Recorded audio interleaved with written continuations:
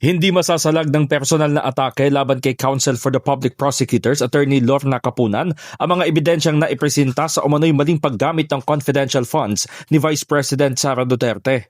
Ito ang binigyang diin ng House Prosecution Panel matapos maglabas ng pahayag si Davao City Representative Paulo Duterte at tinawag na marites ng impeachment si Capunan kaugnay ng culture of violence remarks. Sa pulong balitaan, sinabi ni trial spokesperson Zia Alonto Adyong na hindi na niya ipagtatanggol si Capunan dahil kaya na nitong idepensa ang sarili.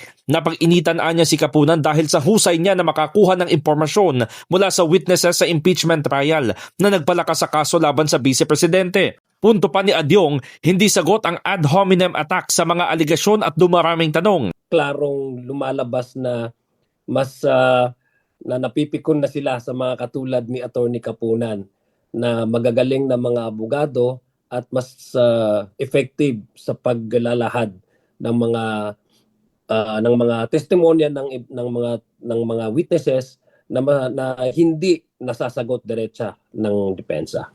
Personal attacks saying na marites would not help not only the case of the defense, but it will not help the entirety of the proceedings by focusing on the merits of the case. Nauna nang tinawag na marites si Capunan at inakusahang nagtatahi umano ng anti-Duterte narrative sa nangyaring pamamarin sa Ateneo de Zamboanga University.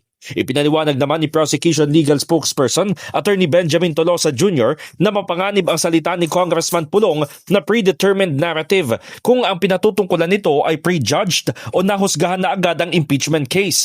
Giit ni Tolosa, makakaapekto ito sa integridad ng korte.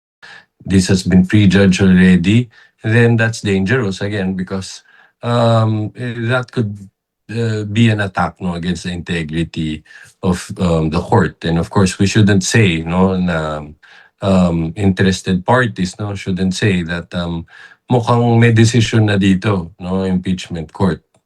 Again, we have to respect institution and maliwanag.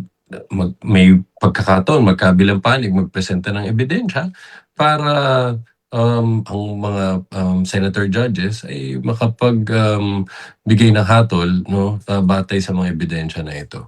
In the heart of changing lives, ako si Brigada Haji Caaminio ng 105.1 Brigada News FM Manila, The Music and News Authority.